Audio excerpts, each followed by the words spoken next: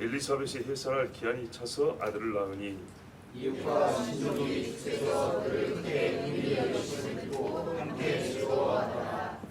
8일이 되매 아이를 할례하러 와서 그 아버지의 이름을 따라 사가랴라 하고자 하더니 그 어머니가 대답하여 이르되 아니라 요한이라 할 것이라 하매 그들이 이르되 내 친족 중에 이 이름으로 이름한 이가 없다 하고 내 아버지께 멈칫하여 무엇으로 이름을 지으려 하는가 물으니 그가 사판을 달라 하여 그 이름을 요한이라 쓰매 다 놀랍게 여기더라. 이에 그 입이 곧 열리고 혀가 떨리며 말을 하여 하나님을 찬송하니 그 근처에 사는 자가 다 두려워하고 이 모든 말이 온 유대 산골에 두루 퍼지매 듣는 사람이 다 이 말을 마음에 두며 이르되 이 아이가 장차 어쩌리까 하니 이는 주의 손이 그와 함께 하시리라. 아멘. 요한이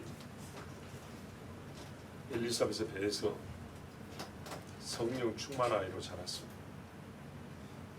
성령 충만한 아이로 자랄 때 그 어머니도 성령이 충만했고 어머니와 아이 둘 중에 한 사람도 성령 충만하지 않은 사람이 없고 똑같이 성령의 감동으로 먹고 마시며 말하고 행동하고 그렇게 10달을 살았습니다. 전에도 말씀드렸지만 아이의 인생이 처음 어디서 시작하면 엄마 배에서 시작합니다. 거기서부터 시작하고 또 똑같은 사건을 다른 측면에서 말하면 아이의 인생 10달을 엄마가 살아주는 겁니다. 엄마가 애를 배에 넣고 술집에 가면 애도 술집 가는 거고 엄마가 욕을 막 짓거리면 애도 욕하는 것이고 엄마가 기도하면 애가 뭐 듣겠습니까? 기도하는 겁니다. 10살 먹은 애한테는 교회 가자 그래도 나는 싫어 그러지만 뱃속에 있는 애는 엄마가 교회 가면 같이 가는 겁니다. 그러므로 아이가 뱃속에 있을 때 엄마가 성령이 충만하냐, 어떤 생각으로 하나님 앞에 신앙생활하냐, 어떤 말을 그 귀에 들려주느냐는 정말로 중요합니다. 막 나누면 얼굴은 찌그러져 있을지라도 영혼은 얼굴에 찌그러진 것보다는 훨씬 더 모양이 갖춰져 있어 태어납니다. 보지 못해서 그 아이의 영혼은 뱃속에서 10달 동안 엄마가 빚어준 모양을 10달치 빚어진 것을 가지고 태어납니다. 그러므로 우리가 아이가 뱃속에 있을 때 엄마가 신앙생활을 잘하는 것은 매우 중요합니다. 성령이 충만한다. 애가 뭐라냐면 그가 모태에 있을 때부터 성령이 충만하다 하나님이 말씀했으므로 세례 요한은 성령이 충만한 아이로 태어났고 엘리사벳이 찬양을 보세요. 하나님 앞에 찬양할 때 그 아이가 얼마나 또 기뻐 찬양했겠습니까? 그러므로 뱃속에 아이가 있을 때 엄마가 기도하지 않고 찬양하지 않았다면 내 아이의 첫 시작 10달을 나의 사랑하는 아이라고 10살 먹기까지 오만 공부를 다 시키면서 10달 동안에 하나님을 찾는 일을 해주지 않은 것에 대해서는 하나님 앞에 정말 회개하고 그 이후에 아이한테 못했다면 훨씬 더 열심히 하나님을 찾는 데 열심을 내줘야 합니다. 자, 성령의 역사로 잉태를 했습니다. 기적이죠. 이 집에는 분명히 나이가 많아서 애를 못 낳는다 했습니다. 그런데 아이를 가졌습니다. 성령의 역사입니다. 그런데 여러분 우리가 빌립보서에도 말씀했지만 바울이 하나님의 정말 놀라운 은혜로 다메섹 도상에서 예수를 만났다 할지라도 그 만난 것으로 말미암아 바울이 겪어야 될 죄의 버림과 자기를 낮춤과 자기를 부인하고 그리스도를 따르는 십자가의 길을 걷는 것은 생략되는 게 아니라 그랬습니다.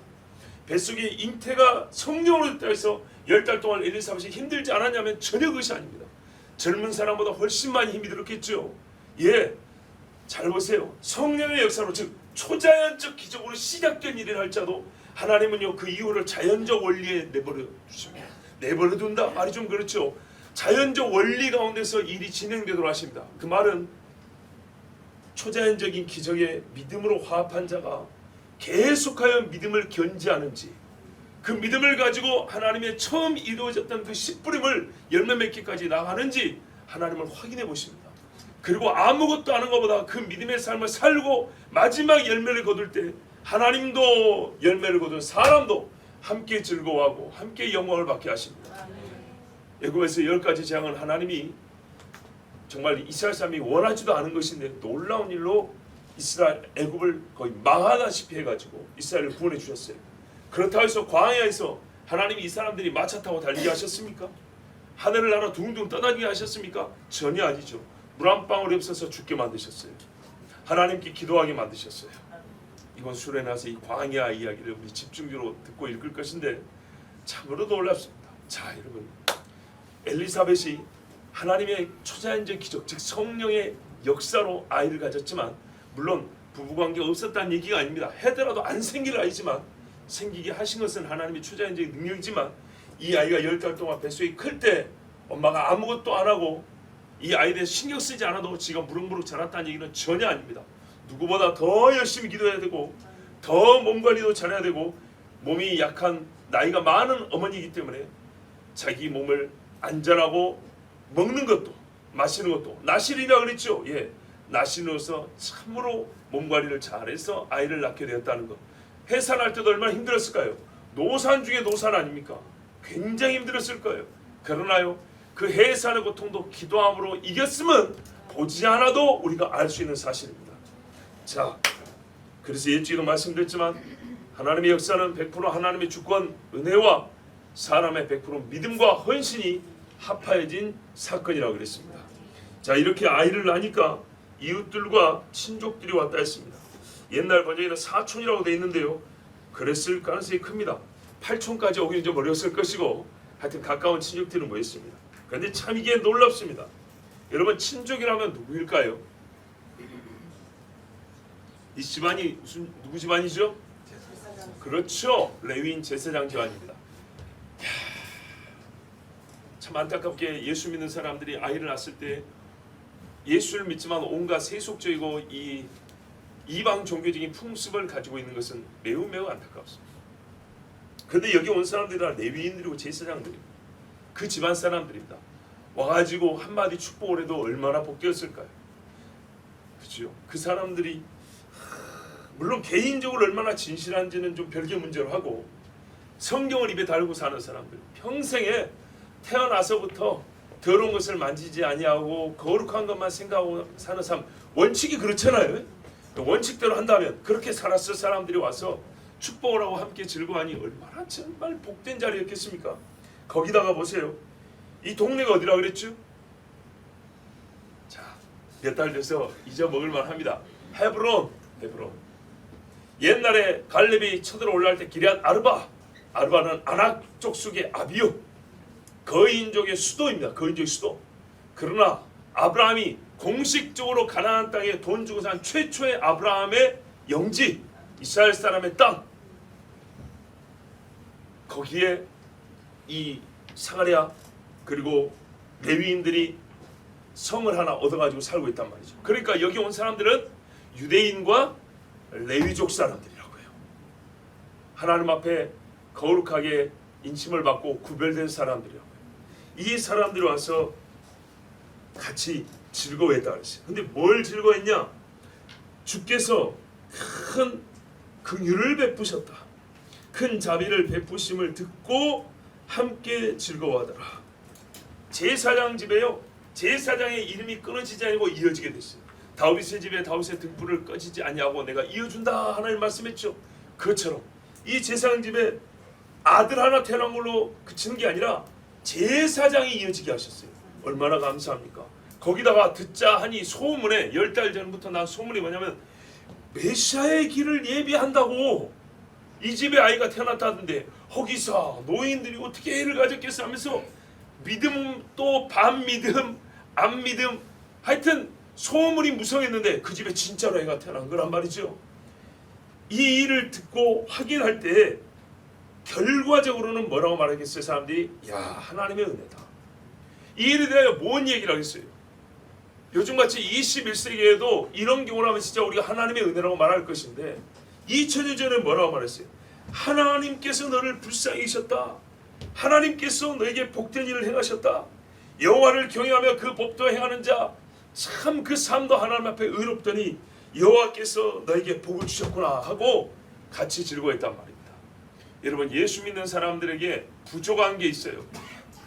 우리가 말로는 로마서 말씀처럼 함께 우는 자와 함께 울고 웃는 자와 함께 웃으라는데, 울지도 않고 웃지도 않고,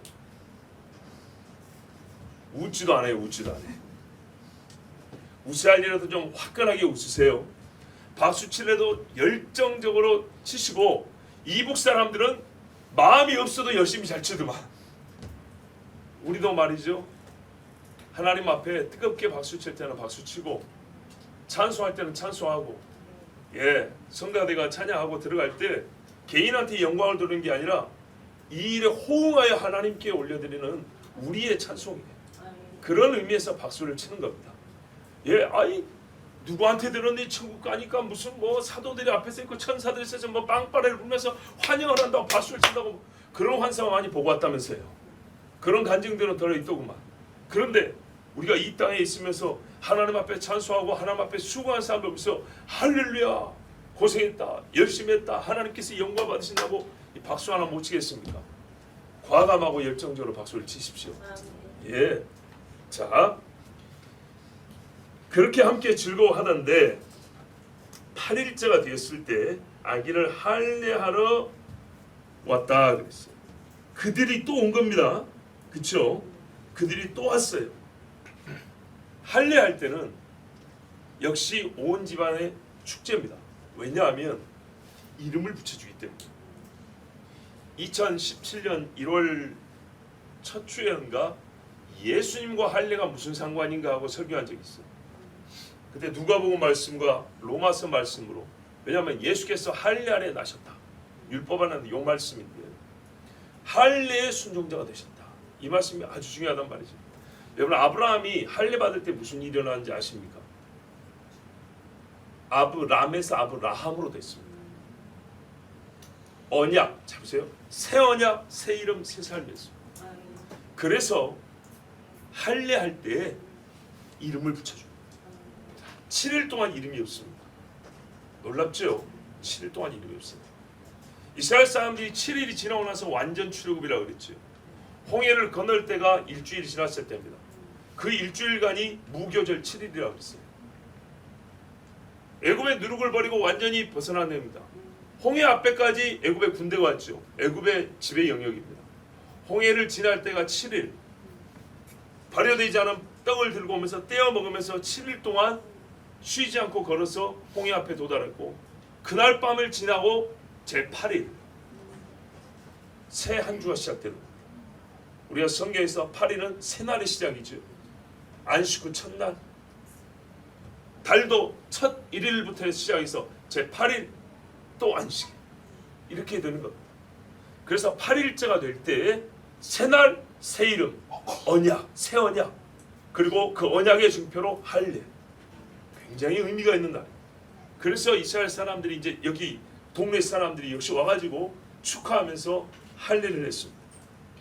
그때 이름을 붙여주는데, 이 할례할 날 언약 백성으로서 이름이 주어지는데, 그러니까 이제 우리식으로 말하면 여러분 참 중요한 게 뭐냐면, 할례 안 받는다고 구원 못 받는 건 아니지만 할례가 언약 백성의 표잖아요. 세례 안 받는다고 구원 못 받는 게 아니죠. 십자가 한 편의 강도가 세례 받아서 천국 갔습니까? 그건 아니죠. 그러나 여러분, 우리가 상황이 되고 여건이 되는데도 무시하는 것은 굉장히 오만방자한 태도라고 했어요. 이 구원파 같은 사람들, 당신 언제 예수 믿다고 물어보는데 참 알 수 없는 경우들도 있습니다. 왜냐하면 하나님의 영이 바람이 불 때 어디서 와서 어디로 가는지 모르는 것처럼 나 스스로도 몇 날 며칠 몇 시에 구원받는지 정확히 모를 수가 있거든요.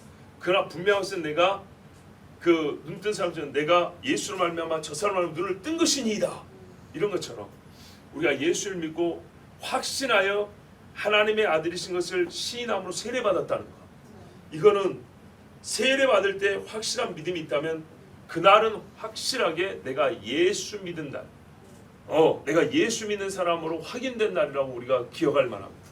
그래서 세례받은 날은 기억하는 것이 우리 신앙에 도움이 됩니다. 자, 그의 어머니가 대답하여 아니라, 그러니까는 사가랴라 이름하자 그랬어요. 요한이라 하자, 이렇게 어머니가 대답했습니다. 본래 유대 전통에 보면은 아버지 이름을 붙이는 경우는 한 번도 못 봤어요. 혹시 구약 성경에 아버지 이름을 그대로 따라한 이름 봤어요? 없죠. 북이스라엘에 보면 여로보암 1세가 있고 여로보암 2세가 있는데 그건 아버지 이름이 아닙니다. 집안 자체가 달라요. 이스라엘 북쪽에서는 하도 반역이 많이 일어났기 때문에 동명이인일 뿐입니다. 그런데 정확하게 조상 이름을 그대로 따라한다거나 아버지 이름을 따라한다는 것은 옛날 유대 전통은 없었는데 중간에 이때는 생긴 거예요. 어느 때 생겼는지는 잘 모르겠지만 하여튼 친족의 이름이나 아버지의 이름을 붙이는 경우가 있었어요. 근데 이 집에는 왜 아버지의 이름이었을까? 친족 이름부터 먼저 얘기하면 이해가 되는데 처음부터 아버지 이름 왜 그랬을까 생각해보면 어렵게 얻은 아들이니까 그 아버지의 이름을 이윽고자 그 친족들이 그렇게 먼저 생각한 거 아닌가. 물론 이거는 뭐 그렇게 중요한 건 아니지만은 우리가 이제 현실 세계에서 생각해 볼 때 친족들이 모여가지고 이 아들을 이름을 뭘로 지을까 할 때 그 아버지의 이름을 하자 할 때는 무슨 의도가 다 있었겠지 않겠습니까? 자, 그렇게 한번 추정을 해봅니다. 하여튼 그런데 어머니가 말합니다. 아닙니다. 요한이라 해야 됩니다. 그랬어요. 요한은 은혜롭다 이런 말이에요. 은혜로운 이런 말인데 실제로 왜 그렇죠? 하나님의 복음을 준비하는 사람 아닙니까? 이제 우리가 흔히 말하는 은혜의 때를 준비하는 사람이기 때문에 요한이라는 이름이 참 잘 어울립니다. 예수와 여호와는 우리의 구원이시다. 참으로 옳은 이름인 것처럼 요한이라는 이름이 너무나 우리에게 이 아이에게는 잘 맞는 이름이었습니다. 그런데 이 사람들은 하나님의 계시를 알지 못하기 때문에 초자연적으로 아이를 가진 건 알지만은 이 아이가 무슨 삶을 가진지는 듣기는 들었는데 이게 뭐예요? 머릿속으로 마음속으로 들어가지 못했기 때문에 선뜻 이게 동의할 수가 없었어요. 말 그대로 너무 은혜스러운 이름이란 말이에요. 그래서 또 아버지한테 한번 모르죠. 원래는 아버지가 원래 아들 이름 아버지가 주는 거예요. 그래서 아버지한테 가는데 말도 못하고 귀도 못 들으니까 어떻게 해요? 이제 뭐 써갖고 했거나 몸짓 손짓으로 했겠죠. 자 62절 보세요. 그때 그 부친께 형용하여서 무엇으로 이름하려 하는가 하고 물었습니다. 그랬더니 아버지가 뭐라 그랬어요? 서판을 달라. 역시 몸짓으로 했겠죠. 그리고 요한이라 이렇게 쓴 거예요. 그러니까 사람들이 다 기이 여겼다 그랬습니다. 왜냐하면 어머니하고 아버지하고 뜻이 같기 때문이죠. 그럼 여러분 어떻게 같아질 수 있다고 생각하세요?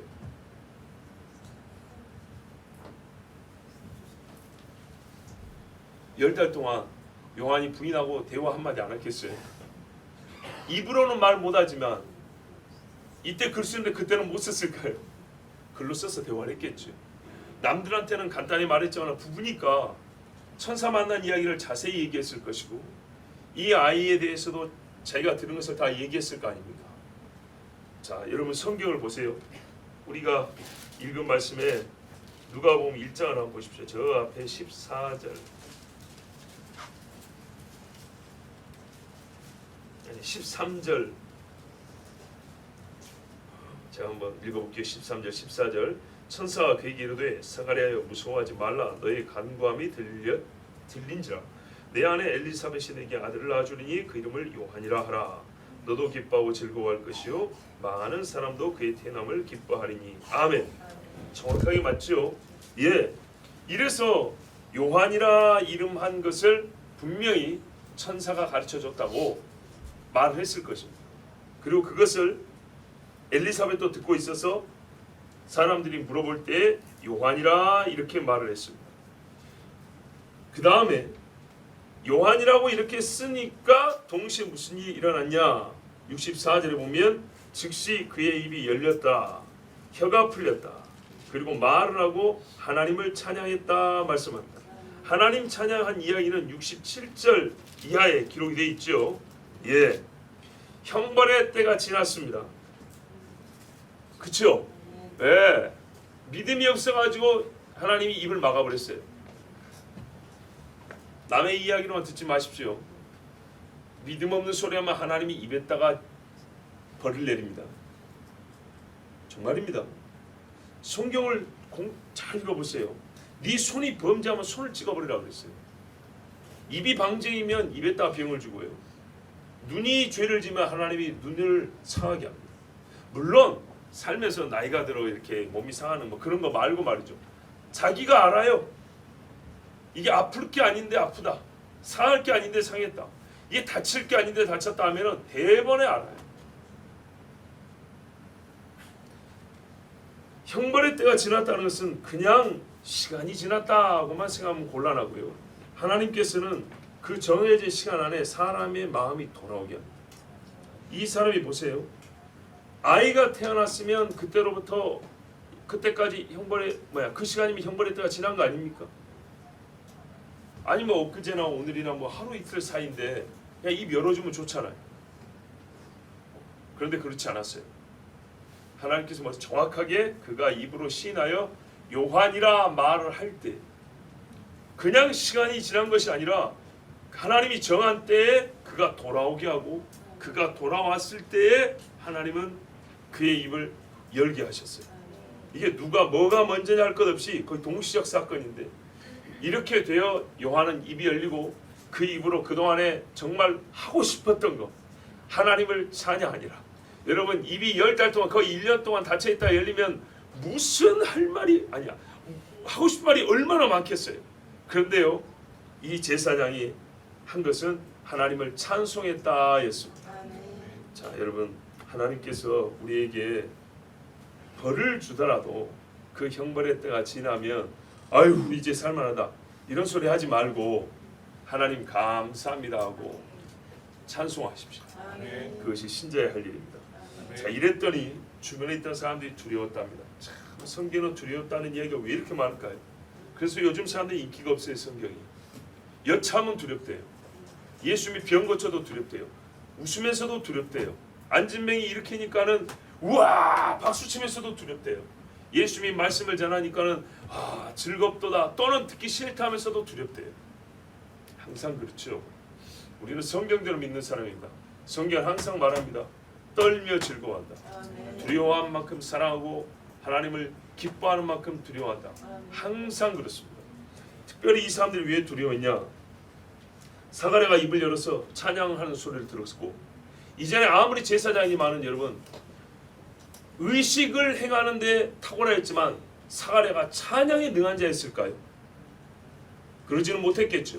자, 기술은 사람들이 소문을 냈다는 게 먼저 기술이 돼 있지만 실제 시간 순서는 찬양이 먼저지 않겠습니까? 사가랴 입이 열려서 찬양하는 소리를 다 듣고 할례하고 애가 막 아파서 울고 있는데 위로하고 집으로 돌아가서 이 사람들이 만나는 사람들마다 소문내지 않았겠습니까? 근데 65절 66절 보면 소문이 두루 퍼졌다 했으니까 사가랴의 찬송까지 들었던 겁니다. 그러면 이 사람들의 소문의 내용에는 뭐가 있을까요? 사가랴 집에 무슨 일이 있었는지 자초지종이 다 들었을 건데 사가랴가 자기 반차가 되어서 하나님 앞에 제사장의 직무를 하고 들어갔는데 덩어리가 돼서 나왔다. 말을 못하더라. 뭐라고 형용하는데 잘 못 알아보는데 며칠 지나고 나니까 그 집에 애를 가졌더라. 그거였구나 깨달았는데 이 노인이 말이지 저기 처녀 마리아네가 와가지고 중간에 몇 달 동안 머물면서 그 집에 항상 지나가면 찬송 소리가 들리고 웃음소리가 들리고 여자들의 기도 소리가 들리더라. 한 석 달 동안. 그리고 이 친척 여자아이가 가고 난 다음에 엘리사벳이 조금 있다가 막달이 돼가지고 애를 낳았다. 하나님께 또 감사하고 우리가 와서 축하하고 왔다. 그 8일째 갔더니 할례하라고 왔는데 이름을 뭐라고 지을까 했더니 우리가 말 못하는 아버지를 대신해서 그 집 생각해서 사가랴 이름을 지으랬더니 그 부인이 정색을 하더란 말이지. 좋아하지 않냐고. 그러면서 난데없이 참 희한한 이름 요한이라고 이름을 지은다고 하는데 고집을 꼭 부리길래 그럼 아버지한테 물어보자고 손짓 발짓해서 물어봤더니 석판을 달라 쓰는데 요한이랑 똑같이 쓰다. 깜짝 놀랐지. 그런데 이 정도면 두려워할 일이 없죠. 근데 사가랴가 입이 빵 터지더니 세상에 찬송을 언제 그렇게 잘 부르는지 이 노인 제사장이 찬송을 줄줄 아는데 이건 말 그대로 성경인 거예요. 성경 가사가 옛날에 한나가 불렀던 찬송과 똑같고 미리암의 찬송과 똑같고 드보라의 찬송과 같고 다윗의 찬송 저리가 할 정도로 너무나 멋지고 위대한 권능 있는 노래를 불렀단 말이죠. 그러니까 이 노래를 듣는데 영혼이 떨리는 거죠. 거기다가 듣자 하니까 이제 와서 들은 이야기인데 요한이 해준 말이 뭐냐? 봐보세요 여러분. 아까 우리가 1장 몇 절 읽었죠? 13절 읽었죠? 16절 17절 15절부터 제가 17절 읽어볼게요. 이는 그가 주 앞에 큰 자가 되며 포도주나 독한 술을 마시지 아니하며 모태로부터 성의의 충만함을 받아 이스라엘 자손을 주고 그들의 하나님께로 많이 돌아오게 하겠습니다. 그가 또 엘리야의 심령과 능력으로 주 앞에 먼저 와서 아버지의 마음을 자식에게 거스르는 자를 의인의 슬기에 돌아오게 하고 주를 위하여 세운 백성을 준비하리라. 아멘. 이렇게 긴 소리를 벙어리가 어떻게 얘기했겠어요? 입이 터지니까 얘기했겠죠. 그때 천사한테 들은 소리가 이것이라고. 이 일을 위하여 하나님께서 늙어 빠지는 우리에게 생각지도 못했던 아들을 주셨다. 그리고 성령에 충만하게 하셨다. 뱃속에서 뛰놀고 하나님을 찬양하는 아들이 되게 하셨다. 이 얘기를 하니까 이제서 내 마음을 듣고 이 아이가 그냥 잉태만 기재인가 했더니 하나님의 사명을 가지고 태어난 아이란 말이죠. 이 소식을 들었을 때 사람인들이 어떻게 해요? 두려워했다는 거예요. 뭐라고요? 이게 그 선지자들이 말한 그날이 왔다 그 말이거든요. 잘 생각해 보세요. 뭐라 그래요? 이 성경하는 제사장과 유대인들을 들었을 때 천사의 말의 내용인 즉슨 메시아가 곧 온다 그 말이거든요. 메시아가 곧 오고 바로 그 직전에 와서 길을 예배하는 자가 네 아들이다 이런 말이거든요. 그러니까 옛적의 선지자들이 말할 때 어느 때인가 올 메시아, 어두운 때 와서 우리에게 생명의 길과 빛을 주실 메시아, 우리의 구원의 성취를 이루실 메시아, 그 어느 때라를 기다리고 지금까지 왔는데 그때가 오늘이라는 것을 입에 트인 이 제사장 사가랴한테 오늘 들어버렸어요. 그래서 이 아이가 성령의 능력으로 잉태가 됐다는 것입니다. 그랬으니 듣는 사람들이 얼마나 놀랬겠어요. 그래서 이름도 똑같이 부인과 남편이 요한이라 천사가 일러준 그대로 이름을 붙였으니 이 일을 하나씩 곰곰이 생각하면 두렵지 않을 수가 없는 거예요. 즉 무슨 말인가? 기다린다고 했지만 실제로 메시아가 지금 당장 온다고 하니까 준비가 돼 있어야 말이죠. 애난 축하를 하러 왔어요. 믿음의 사람들이 서로 축하하러 왔지만은 우리는 그 사람들의 집에 일어난 일종의 경사를 축하하는데 당사자들은 아이가 태어난 것 외에 이 아이가 왜 태어났는지에 대해서는 알고 있어요. 우리가 어느 집에는 사고가 나서 위로하러 갔는데 우리는 그냥 겉모습 보고 위로하러 갔지만 당사자는 이 사고가 왜 났는지 하나님의 계시를 알고 있어요. 그런데 축하하러 간 우리가 그 계시를 들었을 때, 위로하러 간 우리가 하나님의 무서운 경고를 다시 들었을 때 우리의 마음이 어떨까요?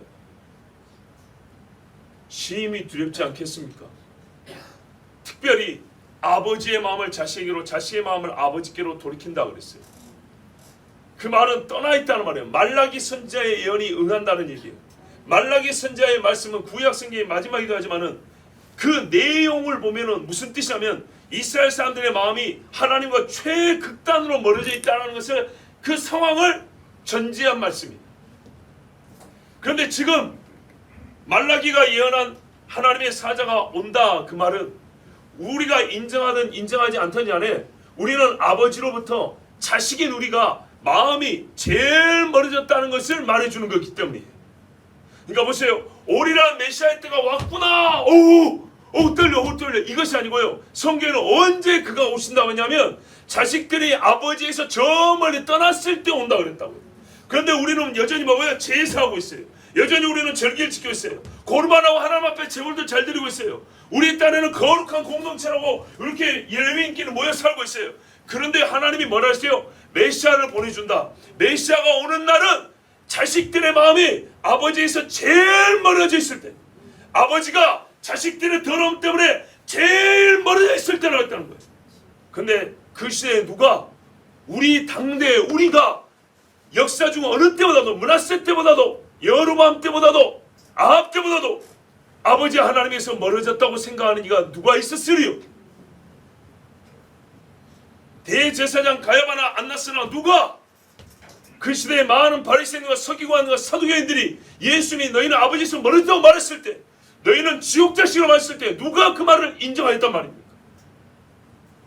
인정하는 이도 없고 회개하는 이도 없고, 그래서 말라기 선지자가 예언한 바로 그때는 거예요. 근데 그걸 인정하든지 안 하든지 간에 하나님께서 자기 아들을 보내신다 하면은 그때가 되었다는 하나님의 판단이기 때문에 듣는 자들은 두려워 떨게 돼 있던 거예요. 그래서 사람들이 하는 말이, 이 아이가 대체 어떤 사람이 될 것인가? 천사의 마지막 예언은 중요한데, 주를 위하여 세운 백성을 예비하리라 그랬어요.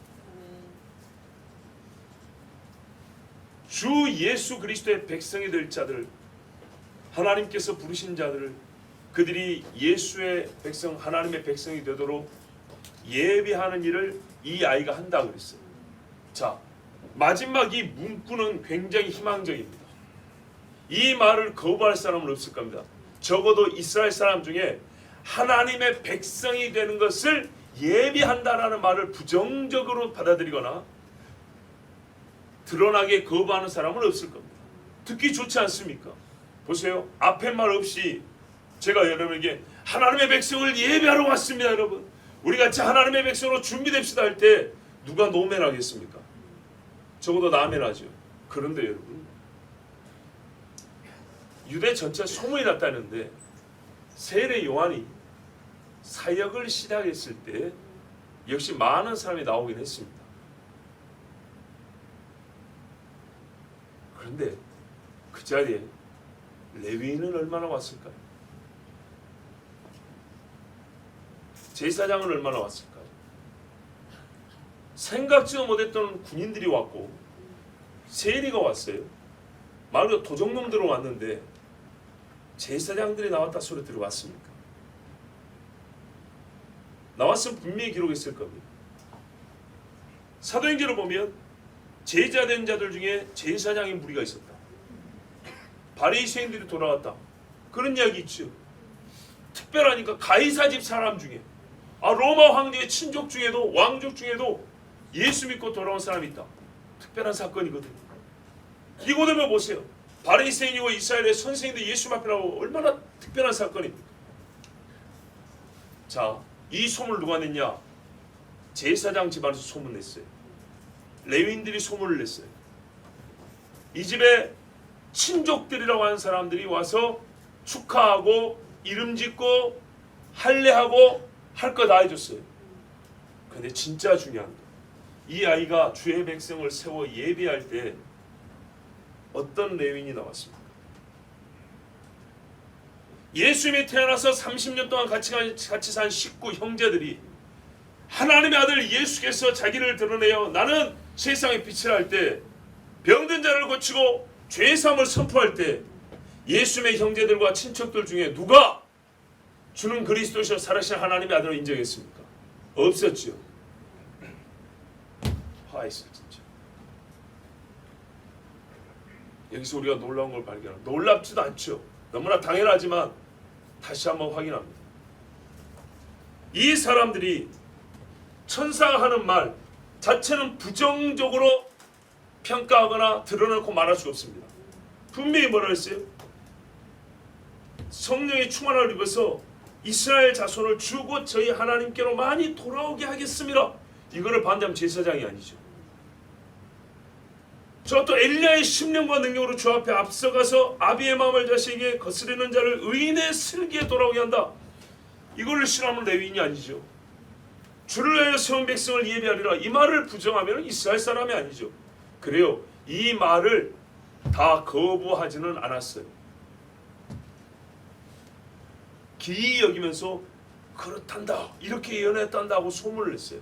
그런데 이 말이 실제가 될 때 그들은 나오지 않았어요. 왜 나오지 않았을까요? 소문을 낸 사람들인데 왜 이 말이 현실이 될 때 나오지 않았을까요? 기대하지 않았던 방식이었기 때문에. 요한이 와가지고 형님들 좀 와보세요. 속닥속닥 이렇게 말했어요. 회개하라, 천국이 가까이 왔느니라, 이렇게 말했어요. 어떤 제사장도 이런 식으로 요한이 이 일을 감당하고 사역을 할지 몰랐어요. 우리가 내용과 방식이 중요한데 내용에 맞는 방식과 형식이 있는 것입니다. 그렇죠. 어른을 존경하는 마음이 있으면 엎드린다는 형식을 갖는 것입니다. 어른을 공경하는 마음인데 고개를 뻣뻣이 들고 어른 앞에서 혹은 들어 누워 있다. 이것은 공경하는 마음이 없는 것이죠. 하나님의 백성을 하나님께로 돌아오게 하는데 하나님의 방식이 있습니다. 하나님의 정한 방식이 있다고요. 사람을 죄에서 구원하는데 하나님의 아들이 십자가에 매달리는 것은 하나님이 정하신 유일하고 고유한 방식이었습니다. 알량의 사람들이 다른 방식이 있었을 건데 아버지가 자기 아들한테 폭력을 해라. 유식한 소리 하지 마세요. 그 무식한 방법이 하나님의 지혜였어요. 하나님의 백성을 하나님께로 돌이킨다, 예비한다 하니까는 뭔가 그럴듯한 방식으로 해주길 바랐겠죠. 예수님이 오셔가지고 왜 십자에서 죽긴 죽어, 로마를 뒤집어 펴야지, 이런 생각하여서 배신감을 느꼈네 하면서 예수님을 죽이는데 내어주는 그런 생각, 그런 짓을 할 것이 아니라 하나님만의 방식이 있을 것이다. 하나님의 때에 하나님께서 일하시기 때문에 우리는 하나님의 방식을 기다려야 된다, 인정해야 된다. 그래야 되는데 우리가 주의 백성으로 일어나 예비하리라, 하나님의 백성으로 예비되리라는 좋았지만 그것을 어떻게 하느냐에 있어서는 이 사람들이 전혀 원하지 않고 기대하지 않는 방식으로 했기 때문에 이들은 나오지 않았습니다. 그 말인 즉슨 뭐였냐? 말은 원하였지만 실제로 마음으로는 하나님의 백성으로 예비되는 것조차 원하지 않았다는 겁니다. 여러분 잘 생각해 봅시다. 내가 암병에 걸렸어요. 암병에 걸렸는데 봐보세요. 암 사기여가지고 수술해야 산대요. 종양을 일단 떼어내야 된다 그랬어요. 그랬어요. 근데 어떤 의사는 몸에 구멍 요만큼 내가지고 암 종양 끄집어낼 수 있어요. 어떤 의사는 요만큼 찢어갖고 끄집어낼 수 있어요. 이왕이면 요만큼 구멍 내가지고 잘라내면 더 좋겠죠. 근데 요만큼 찢는다고 해서 수술 안 받으실 분 계세요? 왜요? 암덩어리를 끄집어내는 게 중요하기 때문이죠. 요만큼 찢으나 이만큼 찢으나 보기는 좀 흉하지만은 진짜 중요한 건 암덩어리를 끄집어내는 거죠. 마찬가지예요. 정말 구원에 갈급한 사람은요, 후드로 패드는 머리를 쓰다듬든 상관하지 않아요. 진짜 배가 고픈 사람은 땅바닥에 떨어진 거든 좋은 접시에 담은 거든 그건 상관하지 않아요. 목이 마르면 정수기에서 나온 물이든 저기 정릉천에 흘러가는 물이든 개의치 않아요. 원하지 않았어요. 참으로 빛을 원하지 않았어요. 거짓말인가요? 예수님이 이 땅에 오셨을 때 뭐라 그랬어요? 사람들이 빛 하면서도 빛이 세상에 왔음에 빛을 싫어하더라. 왜? 어둠이 좋아서. 자기들의 죄가 드러날까봐 그 감추고 여전히 어둠 속에 있고 싶어서 빛을 싫어한다 그랬어요. 그런데요, 요한을 보고 예수님이 말했어요. 선지자보다 크다 그랬어요. 우리가 요한에 대한 기록이 많지 않아서 그렇지 요한에 미친 파급력, 요한을 마주하는 사람들 속에 들어오는 이 심령의 충격은요, 엘리야를 본 것과 같았어요. 그래서 성경대로 보자고요. 엘리야의 심령이라고 그랬어요. 그래서 사람이 물어봤잖아요. 당신 엘리야요? 당신 메시아요? 옛날에 어떤 선지자도 그렇게 물어보지 않았어요. 선지자들 중에 뛰어난 능력을 한다고 해서 당신이 메시아요? 이렇게 물어보지 않았어요. 세례요한은 기적 하나 행한 적이 없어요. 그런데 그 메시지, 그 입의 말의 선포가 정말 신의 산에 불타오르는 하나님의 음성과 같아서 로마 군인들조차도 가서 벌벌 떨면서 어찌할까 그랬어요. 여러분 사도들 앞에 온 사람들이 뭐였어요? 어찌할꼬 그랬죠. 그 어찌할꼬가 몇 년 전에 요한 앞에서 먼저 있었던 소리였어요. 어찌하면 되겠어 했더니 너희 받는 놈을 좋게 여기고 도둑질하지 말고 사람들 때리지 말고 죄인들아 회개에 합당한 열매를 맺고 나오라. 너희가 어떤 지경이냐면 도끼가 나무 뿌리에 놓인 것 같으니 회개차를 먹고 찍혀서 불에 던져지리라 그랬어요. 이 메시지가 곧 아비의 마음을 자식에게로 자식의 마음을 아버지께로 돌이키는 방식이었어요. 하나님의 백성을 일으키고 예비하는 하나님의 정해진 방식이었어요. 요한은요 하나님 밖으로 넘어가 살지를 않았어요. 그래서 사람들이 천사의 전해준 말에 부정한 반응을 보이지는 않았지만은 막상 이 말이 현실이 될 때는 레위인 중에 제사장 중에 요한의 편이 되어서 함께하여 동행한 사람이 한 명도 없었어요. 어디서 온 사람이었습니까? 소문을 듣고 저기 갈릴리에서 온 사람들이 있었죠. 빌립 같은 사람, 안드레 같은 사람들. 그리고 나중에 와서 예수님 따라갔지 않습니까?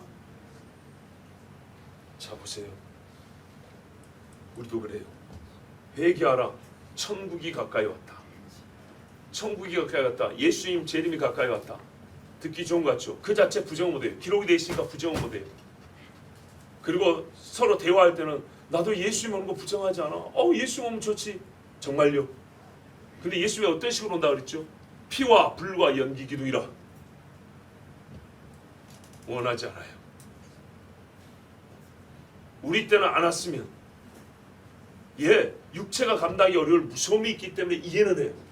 그러나 정말로 주님이 오시는 것을 보고자 하는 열망, 육체가 감당하기 어려운 시험이 있지만 동시에 그 시험과 환난 뒤에 직후에 뭐가 있냐 했더니 천사장의 호령, 하나님의 나팔 소리, 주께서 택한 자를 천하 만국에서 부르시어 공중으로 들어 올린다는 정말 역사 중에 전무후무한 사건, 전무후무한 핍박 속에 정결한 신부로 남은 자들, 그 얼굴을 보며 예수님 오셔서 내 이름을 부르는 소리를 듣는 유일무이한 사건을 경험하는데, 그것은 없어도 괜찮고 사는 동안 편안히 살다 죽었으면 좋겠습니다. 여러분, 우리가 얼마나 비성경적인 사고를 가지고 생각하고 신앙생활하는지 보십시오.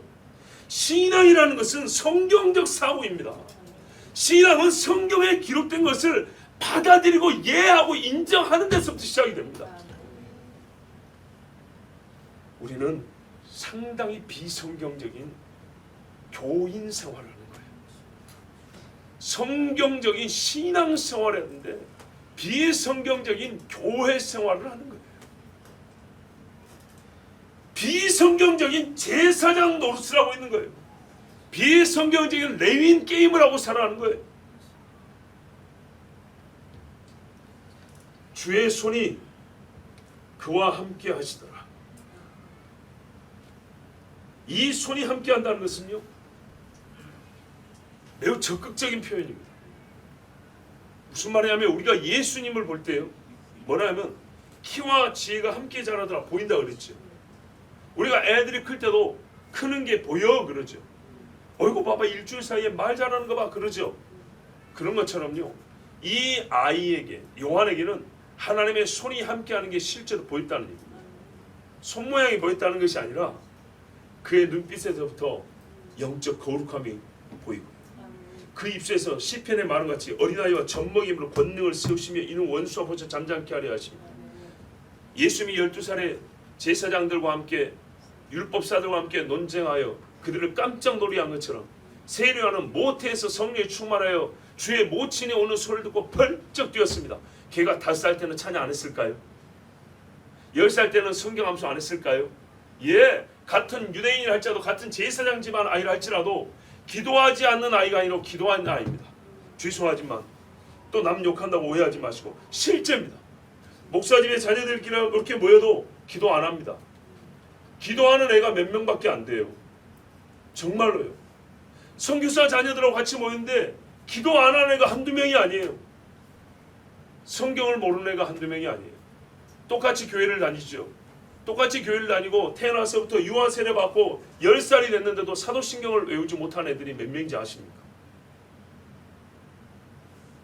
우리 애 친구가 왔는데 주일학교 예배를 같이 드리는데 예배 몇 분 드려요? 5분?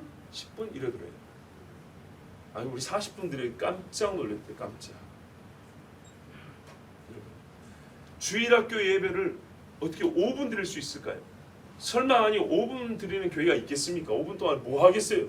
찬송하고는 5분 가버리는데 5분 이상 드리는 건 당연한 이야기입니다. 그런데도 무슨 말이죠? 애가 시간을 재서 아니라 굉장히 짧게 느낀다는 거죠. 그냥 해치워버리는 예배인 것이죠.